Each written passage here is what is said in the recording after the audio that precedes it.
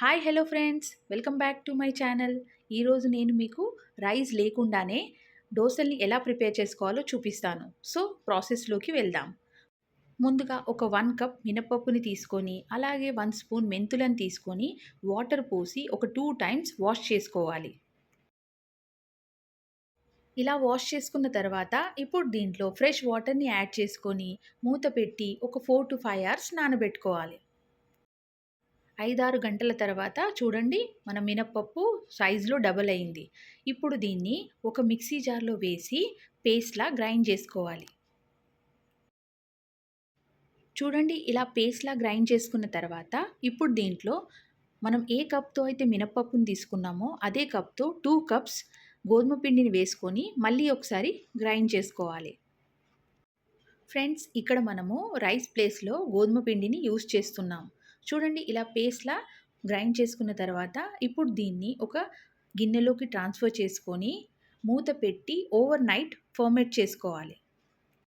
Same మనం normal దోసలని ఎలా over night ferment చేసుకుంటామో సేమ్ అలాగే. చూసారా ఫ్రెండ్స్, నెక్స్ట్ డే మార్నింగ్ వరకు పిండి ఎంత బాగా పొంగింది, అంటే బాగా ఫర్మెంట్ అయింది.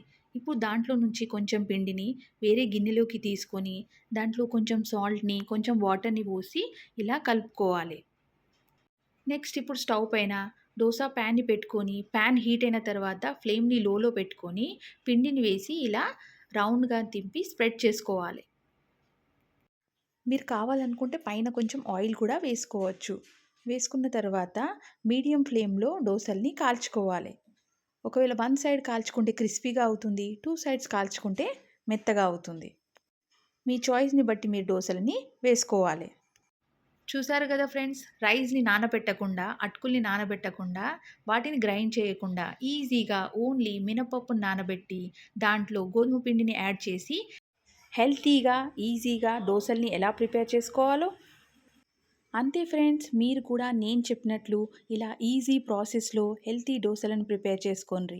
ఒకవేళ ఈ రెసిపీ మీకు నచ్చినట్లయితే please do like, share and subscribe my channel. Thank you for watching.